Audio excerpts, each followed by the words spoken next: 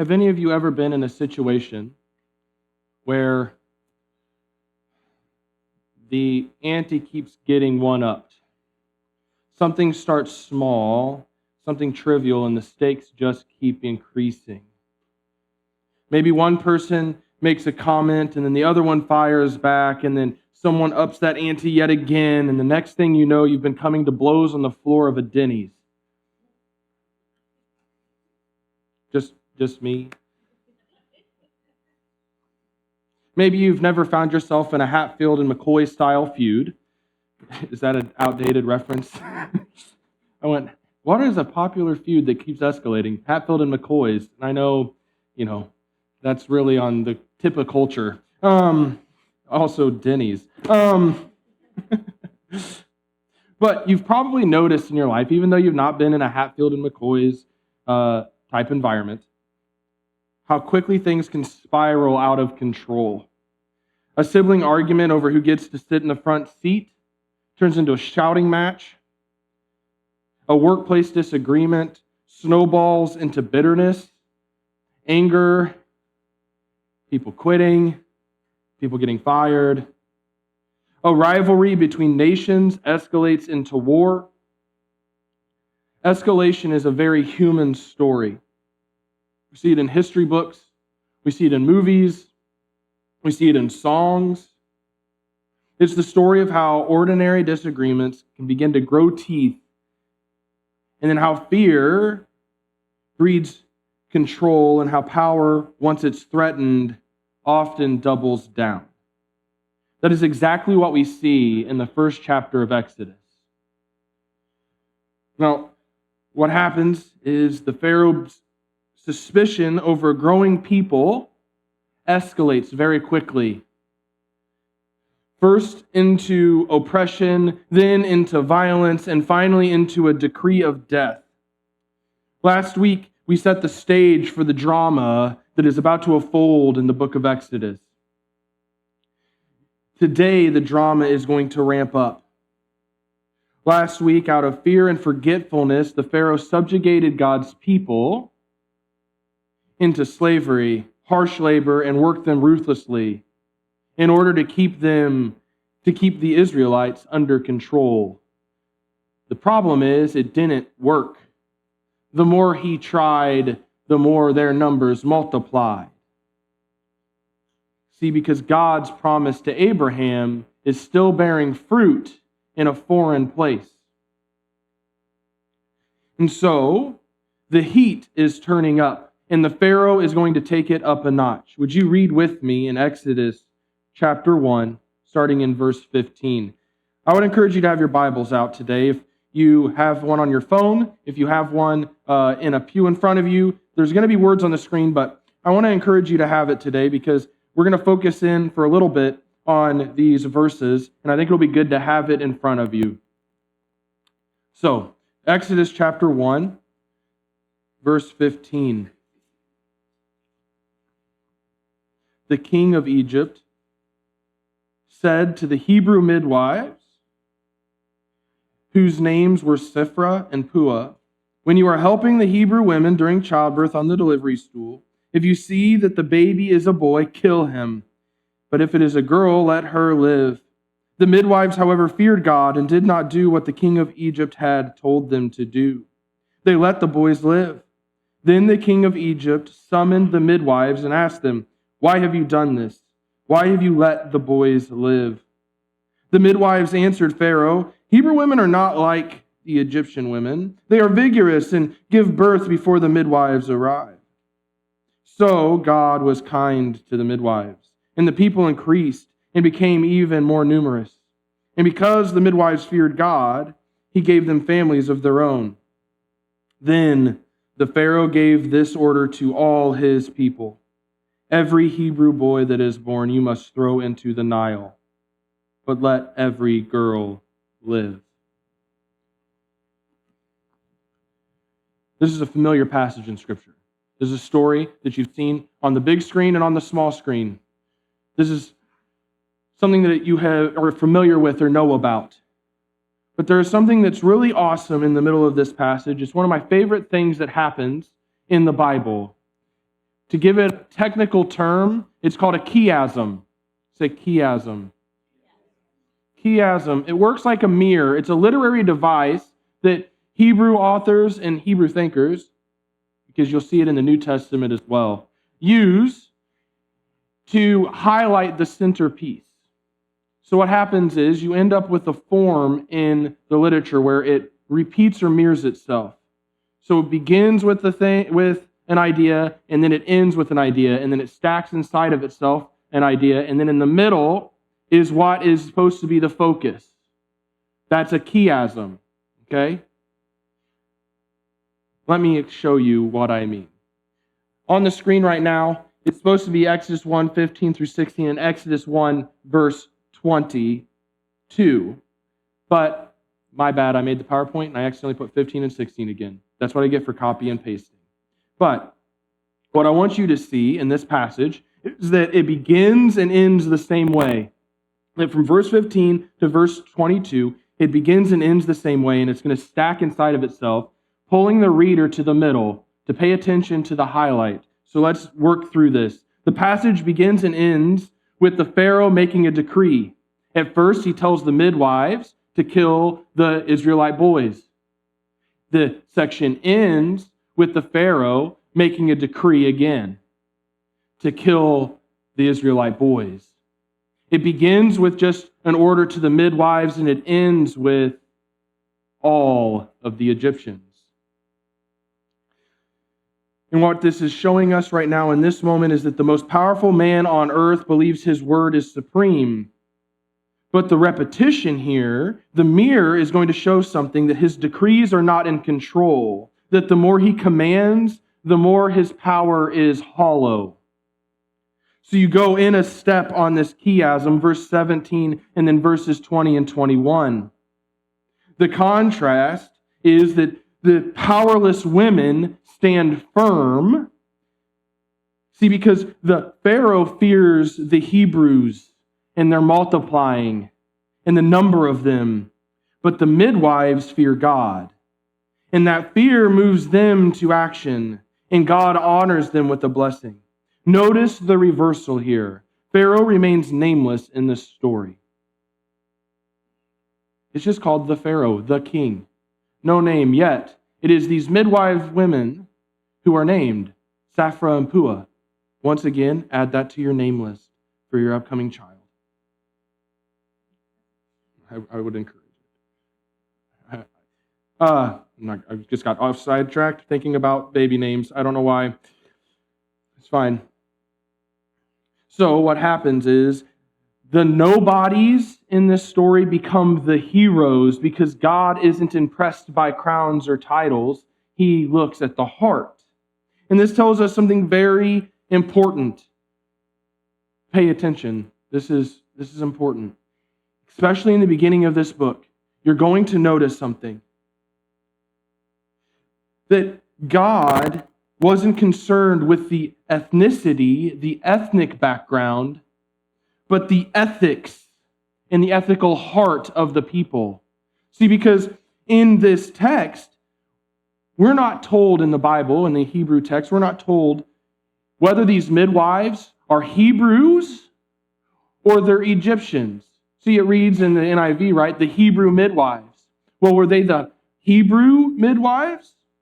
Why would the Pharaoh go and decree something to the people to kill their own sons of their own nation? So it's ambiguous in the text. It could be that it is the midwives to the Hebrews. Because actually when it talks about the footstool and the birth stool, that's actually a way of birth that happened in Egypt. So the author he's meaning to obscure it. Let me find where I'm at because I'm riffing now. The reason that is important is because we're not told whether they are Hebrew or Egyptian, further bringing home the point that this story is not only true, not only happened, but it is something that is true, because here's why. If I am a Hebrew author, and I want to write the origin story of my people group, and I want to sit down and I want to write down who we are, maybe, just maybe, I make my own people the heroes in the story. But as you see here, it is not specifically the Hebrews who are venerated in this story. It's Egyptian midwives, possibly. And it's also not men who stood up against Pharaoh. If I was making a fictional story, that might be how I do it. Instead, it's midwives. This speaks to me to the fact that this is a true story, that this is a true thing that happened. And I know that maybe we don't need to argue that here, but it's important for you to recognize that. Back to the chiastic structure. We have the midwives who do not fear Pharaoh, but they fear God. Notice in verse 15 that they are named, and yet he remains anonymous. We're getting back into this, right? This is intentional by the author because this shows that the all-powerful king is thwarted by nobodies, by the unsuspecting nobodies, by the person who is not to be looked at in high regard, by two women who fear God. And this is a taste of the future coming Messiah. This is foreshadowing, another literary term, that the one who will come to thwart the Pharaoh is one of not much acclaim. Now we're to the middle of the chiasm. Now we're in verse 17 through 19. The midwives' disobedience and Pharaoh's confrontation. Now we get to the middle of the mirror, that this point that is being highlighted. This is the point that is supposed to draw you in, that is to catch your eye and is to be emphasized. At the center is the clash. You have the Pharaoh who demands obedience and the midwives who quietly defy him. They refuse to obey.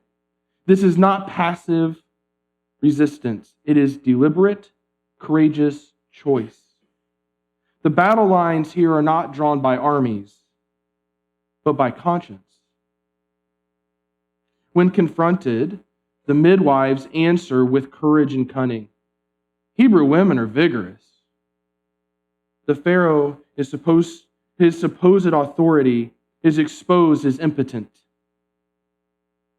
While the women's fear of God proves greater than their fear of man, this is the turning point that conscience triumphs over command and faith triumphs over fear.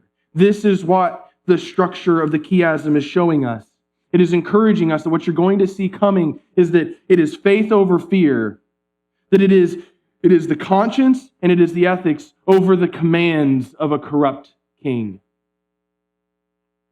The main point is that Pharaoh's power starts loud and it ends desperate. But those who fear God, though powerless in the world's eyes, are remembered, rewarded, and used to bring forth God's purposes to life. Now, our story takes a turn for the worse for the Israelites.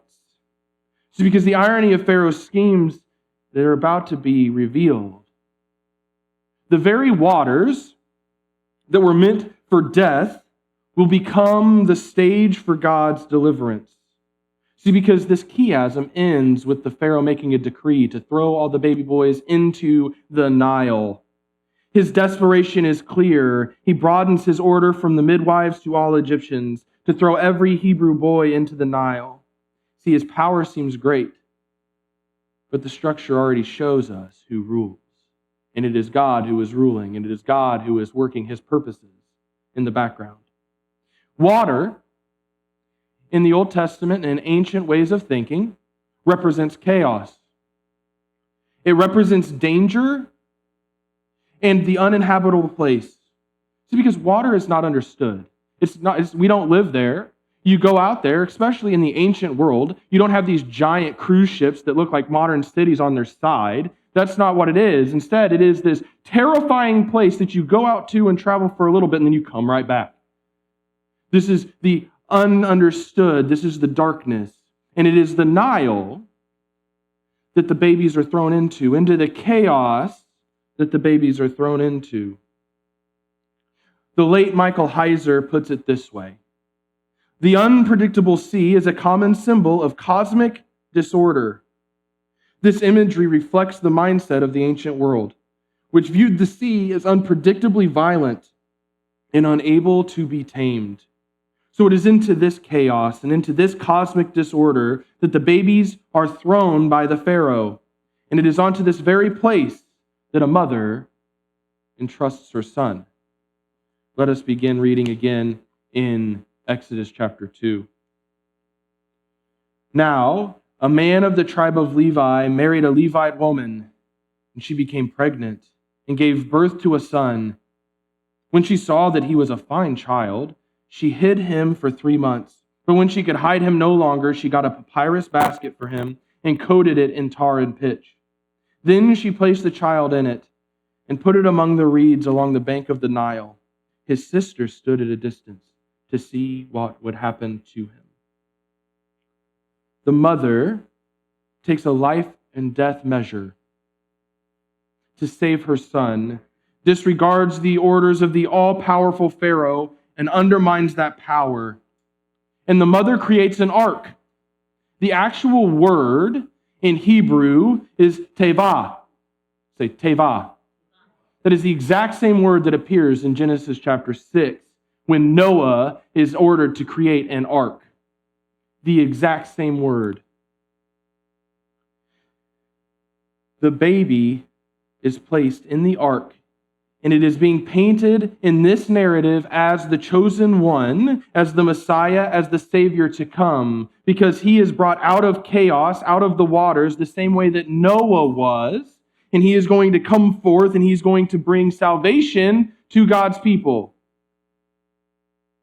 Into the chaos of the waters that brought death, a child is placed in an ark and then is saved by a princess. If we continue reading, Exodus chapter 2, verse 5 and following. Then Pharaoh's daughter went down to the Nile to bathe, and her attendants were walking along the riverbank. She saw the basket among the reeds, and she sent her female slave to get it. She opened it and saw the baby. He was crying, and she felt sorry for him. This is one of the Hebrew babies, she said. Then his sister, don't miss that, then his sister asked Pharaoh's daughter, shall I go and get one of the Hebrew women to nurse the baby for you? What a smart little girl. Yes, go, she answered. So the girl went and got the baby's mother. The Pharaoh's daughter said to her, take this baby and nurse him for me, and I will pay you. So the woman took the baby and nursed him. When the child grew older, she took him to Pharaoh's daughter, and he became her son. She named him Moses, saying, I drew him out of the water. We've just watched this back and forth of escalation. The Pharaoh's decrees grow darker and darker, the oppression grows heavier and heavier, and the toll becomes higher and higher. And the waters of the Nile become the instrument of death. Yet, in that very place where Pharaoh flexes his power, God quietly works. Through the least likely of people, midwives, mothers, slave women, and older sisters. And through the very waters meant to destroy, the plan is pulled out, is drawn out. See, this isn't just a story about ancient Egypt. It's a story about the clash of fears and trust. And it's still shaping things today in a way because those still things, this is an archetype. So these stories kind of repeat in different ways all over the place. Because just like Pharaoh, we know what it's like when we try to grip tighter and tighter when life feels out of control. We know what that feels like, right? We try to hold on to things so tightly and then things just run away with us. But we also know what it's like to face a decision like the midwives and sit there and say, will I trust God or will I fear Pharaoh? Because we need to remember that Pharaoh's power starts loud and desperate. But those who fear God, though powerless in the world's eyes, they are remembered, rewarded, and used to bring his purposes to life. And this is where the passage begins pressing into our own hearts. Today, I think there are 3 takeaways. So we have another hour-long sermon here. So get ready. We got 3 points in the truth, so you know how that works, right? If you're from a good Baptist background, you really know how that is. We're about to enter into revival, get the tent out, we're going. Fear versus fear, chaos versus trust, power versus weakness. Fear versus fear is the first. Notice the contrast. Pharaoh feared losing control. He feared losing his grip on power, on the economy, on the narrative of Egypt, and that fear drove him to cruelty. The midwives, on the other hand, feared God, and that fear drove them to courage. Those are still two great fears that we wrestle with. Will we fear losing control of our lives, our reputation, our comfort, or will we fear and revere the Lord above all? I told you, it sounds like Baptist preaching now. Will you fear or revere the Lord above all? Proverbs chapter 9, verse 10, maybe you know this. The fear of the Lord is the beginning of wisdom, and the knowledge of the Holy One is understanding. What kind of fear is shaping your choices right now? Is it the Pharaoh? Is it the Pharaoh fear of losing something? Or is it the holy fear that bows before God and trusts Him with everything? Oswald Chambers states it like this. The remarkable thing about God is that when you fear God, you fear nothing else. Whereas, if you do not fear God, you fear everything else. What fear are you carrying today? What worries do you have? I once again want to remind you to be brave when you're reading the Bible. This is an act of bravery to look at biblical stories and not assume you're the hero, not assume you're the midwives, but assume maybe you're the least likable person in this story. Because oftentimes there is fruit to be bared right there in the midst of that. Don't jump to the assumption. Look at all of the people involved. So let's look at the Pharaoh. We are not pharaohs of a nation. We are not demanding the building of store cities. But we are kings and queens of our own little kingdoms. Maybe small, but there are certain things that we do control.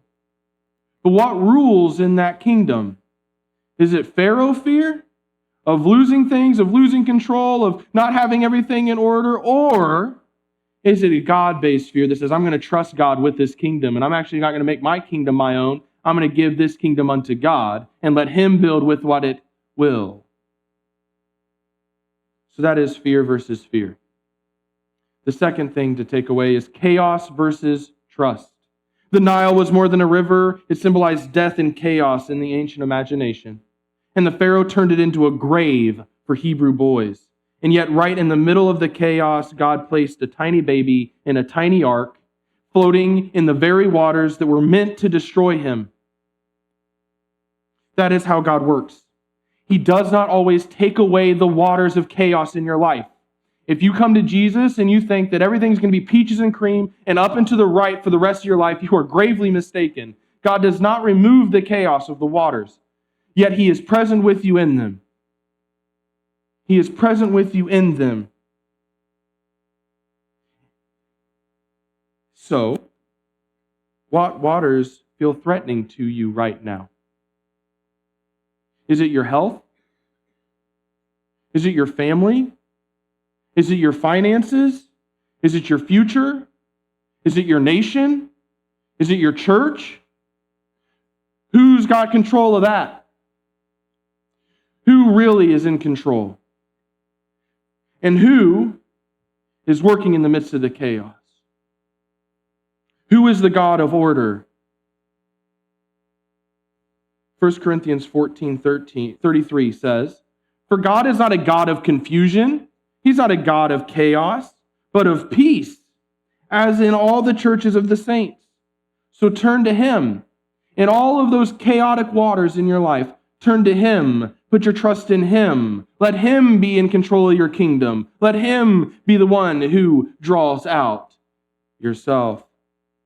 Trust God that He is present in your chaos. The third is power versus weakness. The Pharaoh is unnamed in this story. His title is all he has. He makes decrees that are not listened to. He has decrees that are undermined by God. And yet, it is the women, the powerless ones in the world's eyes, are named. It is, 5,000 years later? And we know these two women's names?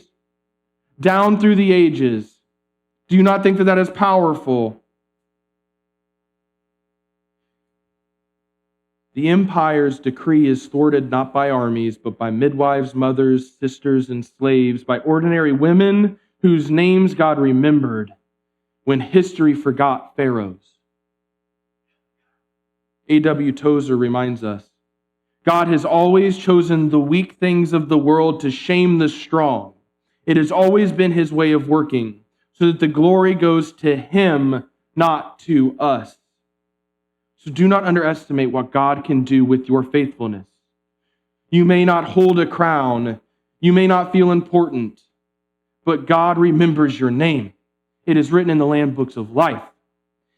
And your courage and your obedience may be the very thing he uses to push back against the pharaohs of our age. Push back against the pharaohs of our family, the pharaohs of our towns, the pharaohs of your own heart. So what do we do with all of this? It is not enough to sit here and give a clap to Safra and Pua. Great names, guys. You nailed it. It is not enough to bob our head along with the basket going down the waters. That is not what is trying to be done with this passage. Like any good Baptist, there's 3 things we can think of. Sorry, Baptists, if you're watching online. Much love. Remember God's deliverances, stand with God, and trust God in the chaos. Here's what I want you to do. If you're feeling like you're in the midst of God being silent or the Pharaoh's oppression, remember that God is faithful.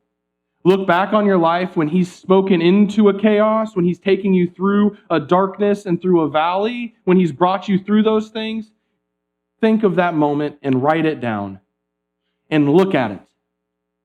Do not forget what God has done for you, for the God is the same today, yesterday, and forever. He has not changed. The same God who saved you back then is the same God you worship now. Remember God's deliverances. Second, stand with God. Be brave in those moments of your life where you feel like you need to stand up to Pharaoh. When you need to stand up for what it is that you believe. When you need to stand on solid ground. Just like the midwives calls us to a civil courage, a willingness to honor God above all, even when it costs us something. Maybe that stand will look small in the eyes of the world. A spoken word at work, a decision made in your family, a quiet refusal in your private life, but heaven sees it. Years after Moses, there's this man named Jesus, and he tells us, give unto Caesar what is Caesar's, and give unto God what is God's. Give unto Pharaoh what is Pharaoh's, and give unto God what is God's.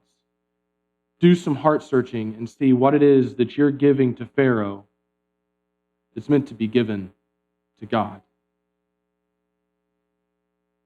And one last application. Trust God in the chaos. There is not a promise that things are going to be easy. There is not a promise that everything's just going to work out.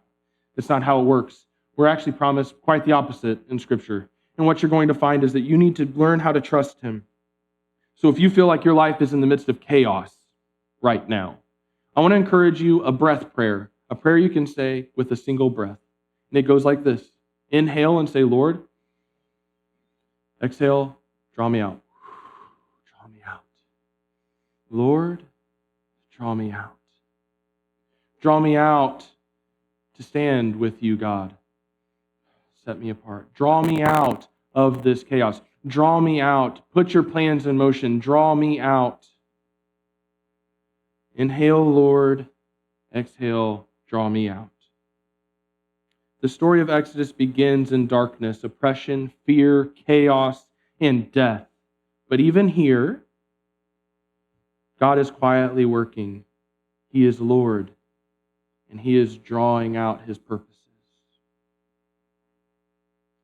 He remembered the midwives and he protected a baby in a basket, and he turns the Pharaoh's plans upside down, and he does the same for us. So when you feel forgotten, remember God's deliverance. When you face hard choices, stand with God. And when you feel like chaos, trust him to draw you out. And in all of this, remember, the Pharaoh's power may start loud, but it ends desperate. The God we serve remembers, rewards, and redeems. So fear him above all and watch what he can do with your life. Will you pray with me?